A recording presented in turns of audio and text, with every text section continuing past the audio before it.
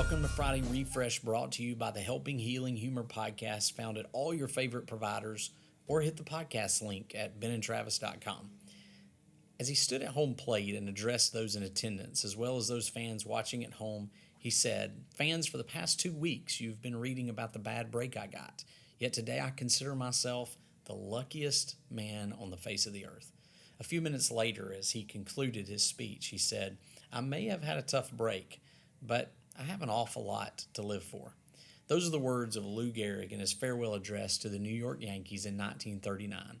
The 7-time All-Star, 2-time MVP winning first baseman played 17 seasons with the Yankees before his health began to fade. The bad break he referenced was the disease causing his health issues known as amyotrophic lateral sclerosis, ALS for short.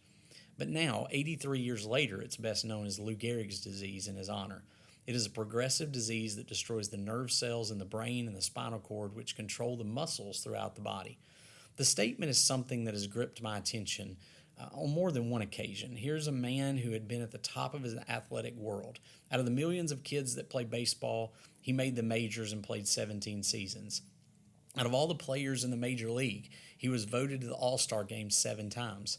And as if that wasn't good enough, out of all the players in the major leagues, including those chosen to play in the All-Star game, he had been the MVP not once, but twice. And he says, "I'm the luckiest man alive." Yes, in looking at the speech, he referenced the past 17 years and all the people that he's been blessed to be around. But he also mentions that he has so much to live for. What's my point? Well, simply this. What we choose to focus on makes all the difference. He could have chosen to see the struggle. He could have chosen negativity. He could have chosen bitterness. Battles have a tendency to steal our optimism. Instead, he chose to focus on what he was blessed to experience and what he had to live for. Paul the Apostle said, "Not that I was ever in need, for I have learned how to be content with whatever I have.